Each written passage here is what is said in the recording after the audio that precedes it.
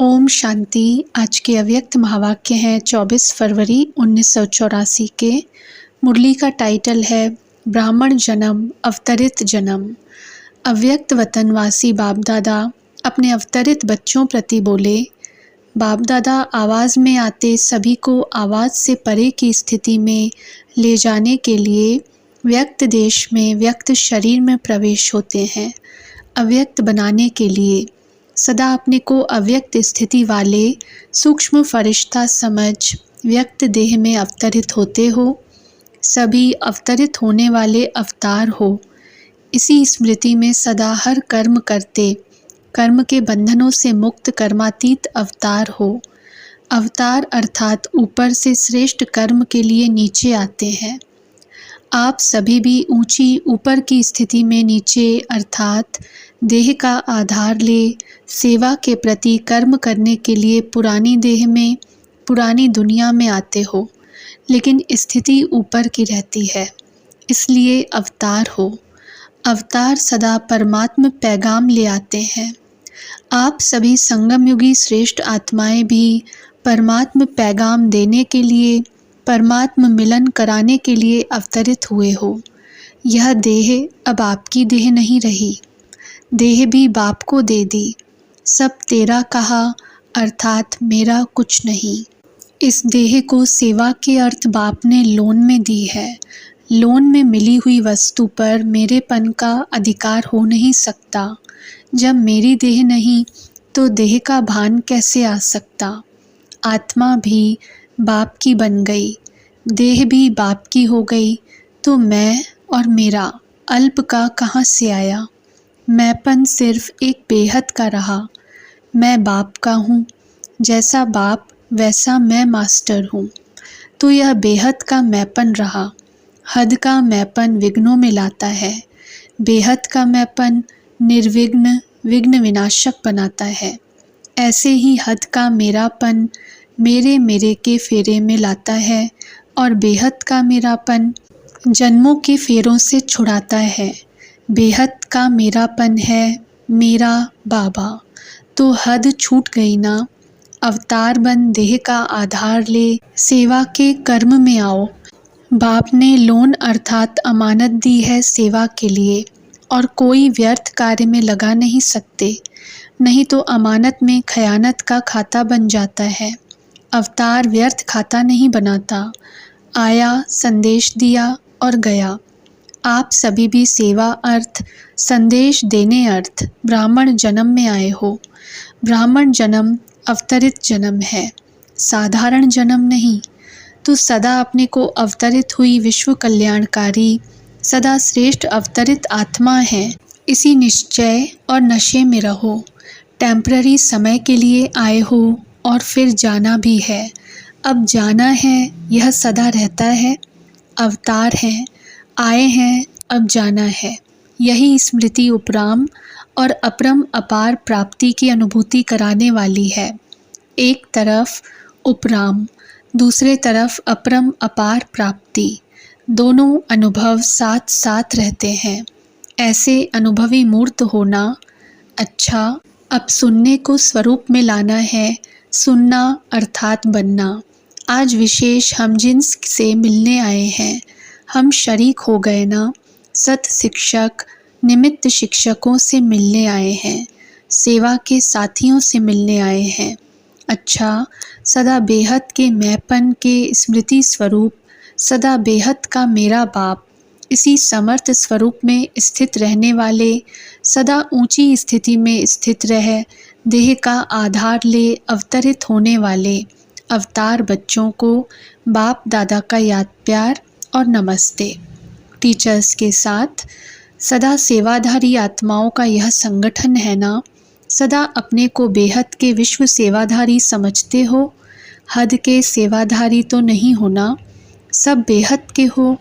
किसी को भी किसी स्थान से किसी भी स्थान पर भेज दें तो तैयार हो। सभी उड़ते पंछी हो। अपने देह के भान की डाली से भी उड़ते पंछी हो, या देह के भान की डाली कभी कभी अपने तरफ खींचती है। सबसे ज़्यादा अपने तरफ आकर्षित करने वाले डाली यह देह का भान है। ज़रा भी पुराने संस्कार, स्वभाव अपने तरफ आकर्षित करते, माना देह का भान है। मेरा स्वभाव ऐसा है, मेरा संस्कार ऐसा है, मेरी रहन सहन ऐसी है, मेरी आदत ऐसी है, यह सब देह भान की निशानी है। तो इस डाली से उड़ते पंछी हो, इसको ही कहा जाता है कर्मातीत स्थिति। कोई भी बंधन नहीं।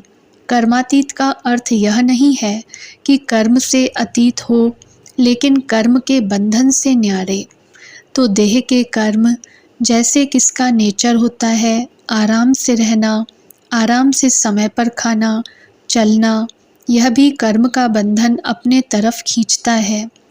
इस कर्म के बंधन अर्थात आदत से भी परे, क्योंकि निमित्त होना।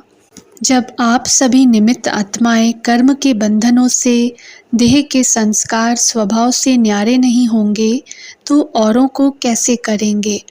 जैसे शरीर की बीमारी कर्म का भोग है, इसी रीति से अगर कोई भी कर्म का बंधन अपने तरफ खींचता है, तो यह भी कर्म का भोग विघ्न डालता है। जैसे शारीरिक व्याधि कर्म भोग अपनी तरफ बार बार खींचता है, दर्द होता है तो खींचता है ना, तो कहते हो क्या करें, वैसे तो ठीक है लेकिन कर्म भोग कड़ा है। ऐसे कोई भी विशेष पुराना संस्कार व स्वभाव व आदत अपने तरफ खींचती है, तो वह भी कर्म भोग हो गया। कर्म भोग कोई भी कर्म योगी बना नहीं सकेगा, तो इससे भी पार। क्यों? सभी नंबर 1 जाने वाली आत्माएं होना। 1 नंबर का अर्थ ही है हर बात में विन करने वाली, कोई भी कमी नहीं। टीचर्स का अर्थ ही है सदा अपनी मूर्त द्वारा कर्मातीत ब्रह्मा बाप और न्यारे तथा प्यारे शिव बाप की अनुभूति कराने वाले। तो यह विशेषता है ना। फ्रेंड्स होना आप। फ्रेंड्स कैसे बनते हैं? बिना समान के फ्रेंड्स नहीं बन सकते। तो आप सब बाप के फ्रेंड्स हो, गॉडली फ्रेंड्स हो। समान होना ही फ्रेंडशिप है, बाप के कदम पर कदम रखने वाले, क्योंकि फ्रेंड्स भी हो और फिर माशूक के आशिक भी हो। तो आशिक सदा माशूक के पाँव के ऊपर पाँव रखते हैं, यह रस्म है ना। जब शादी होती है तो क्या कराते हैं? यही कराते हैं ना। तो यह सिस्टम भी कहाँ से बनी? आप लोगों से बनी है। आपका है बुद्धि रूपी पाँव और उन्होंने स्थूल पाँव समझ लिया है। हर संबंध से विशेषता का संबंध निभाने वाली निमित्त आत्माएं हो। निमित्त शिक्षकों को औरों से बहुत सहज साधन है। दूसरों को तो फिर भी संबंध में रहना पड़ता है, और आपका संबंध सदा सेवा और बाप से है। चाहे लौकिक कार्य भी करते हो तो भी सदा यही याद रहता है कि टाइम हो और सेवा पर जाएं, और लौकिक कार्य जिसके लिए किया जाता है उसकी स्मृति स्वतः आती है। जैसे लौकिक में माँ बाप कमाते हैं बच्चे के लिए, तो उनकी स्वतः याद आती है। तो आप भी जिस समय लौकिक कार्य करते हो तो किसके प्रति करते हो? सेवा के लिए करते हो या अपने लिए? क्योंकि जितना सेवा में लगाते तो उतनी खुशी होती है। कभी भी लौकिक सेवा समझकर नहीं करो, यह भी एक सेवा का तरीका है। रूप भिन्न है लेकिन है सेवा के प्रति।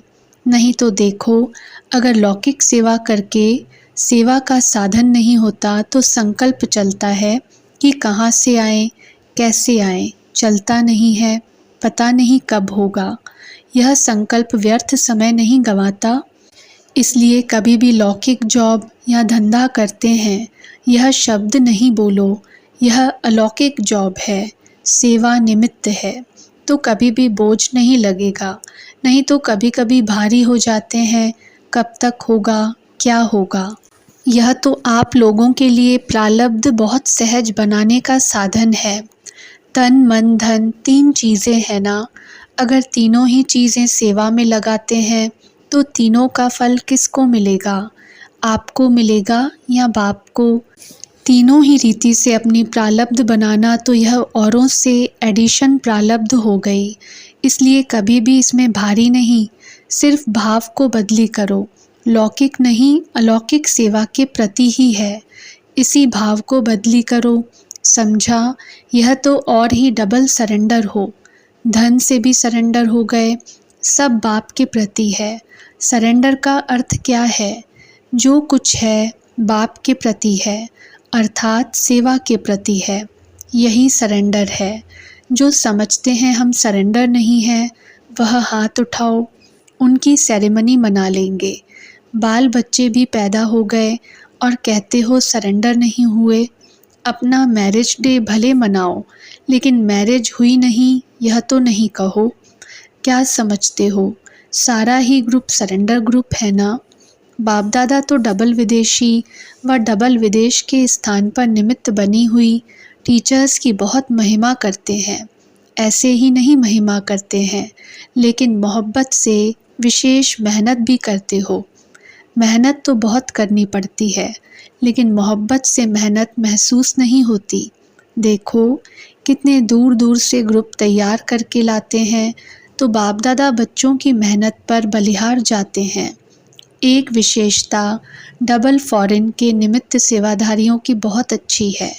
जानते हो कौन सी विशेषता है? अनेक विशेषताएं निकली। जो भी बातें निकाली वह स्वयं में चेक करके कम हो तो भर लेना, क्योंकि बातें तो बहुत अच्छी अच्छी निकाली हैं। बाप दादा सुन रहे हैं।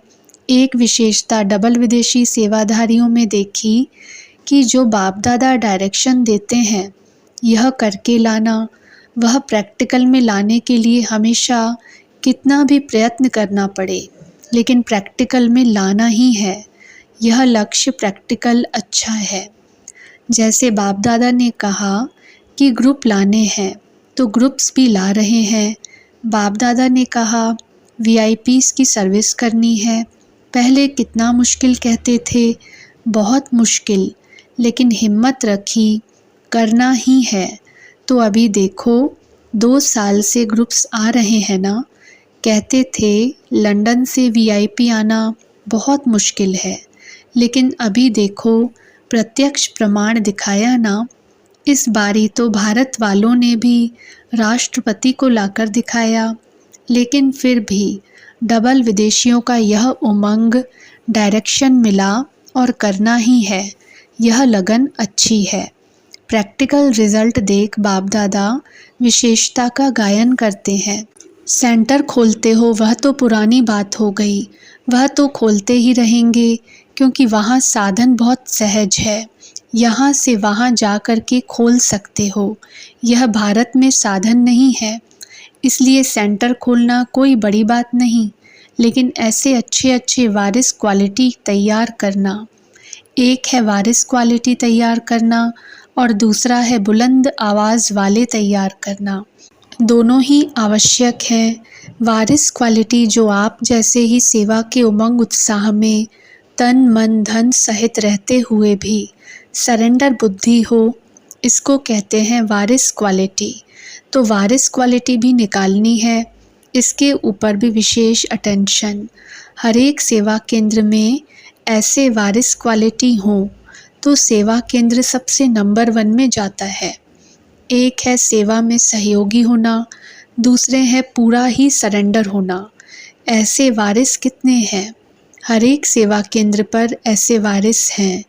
गॉडली स्टूडेंट बनाना, सेवा में सहयोगी बनना, वह लिस्ट तो लंबी होती है, लेकिन वारिस कोई कोई होते हैं जिसको जिस समय जो डायरेक्शन मिले, जो श्रीमत मिले, उसी प्रमाण चलता रहे। तो दोनों ही लक्ष्य रखो, वह भी बनाना है और वह भी बनाना है। ऐसा वारिस क्वालिटी वाला एक अनेक सेंटर खोलने के निमित्त बन सकता है। यह भी लक्ष्य से प्रैक्टिकल होता रहेगा। विशेषता तो अपनी समझी ना। अच्छा, संतुष्ट तो हैं ही या पूछना पड़े? हैं ही संतुष्ट करने वाले। तो जो संतुष्ट करने वाला होगा वह स्वयं तो होगा ना। कभी सर्विस थोड़ी कम देख करके हलचल में तो नहीं आते हो। कोई सेवा केंद्र पर विघ्न आता है तो विघ्न में घबराते हो। समझो बड़े ते बड़ा विघ्न आ गया, कोई अच्छा अनन्य एंटी हो जाता है और डिस्टर्ब करता है आपकी सेवा में, तो फिर घबराएंगे। एक होता है उसके प्रति कल्याण के भाव से तरस रखना, वह दूसरी बात है। लेकिन स्वयं की स्थिति नीचे ऊपर हो व व्यर्थ संकल्प चले, इसको कहते हैं हलचल में आना। तो संकल्प की सृष्टि भी नहीं रचे, यह संकल्प भी हिला न सके, इसको कहते हैं अचल अडोल स्थिति। ऐसे भी नहीं कि अलबेले हो जाएं कि नथिंग न्यू, सेवा भी करें, उसके प्रति रहम दिल भी बने, लेकिन हलचल में नहीं आए, तो न अलबेले न फीलिंग में आने वाले, दोनों ही हैं। सदा ही किसी भी वातावरण में, वायुमंडल में हो, लेकिन ऐसे अचल अडोल। कभी कोई निमित्त बने हुए राय देते हैं, उनमें कंफ्यूज होते हो, यह क्यों कहते या यह कैसे होगा। कभी कभी थोड़ा सा कंफ्यूज होने का वाइब्रेशन आता है, क्योंकि जो निमित्त बने हुए हैं वह अनुभवी हो चुके हैं, और जो प्रैक्टिकल में चलने वाले हैं, कोई नए हैं, कोई थोड़े पुराने भी हैं। लेकिन जिस समय जो बात उसके सामने आती है, तो बात के कारण इतनी क्लियर बुद्धि आदि मध्य अंत को नहीं जान सकती है, सिर्फ वर्तमान को जान सकती है। इसलिए सिर्फ वर्तमान देख करके आदि मध्य उस समय क्लियर नहीं होता, तो कंफ्यूज हो जाते हैं।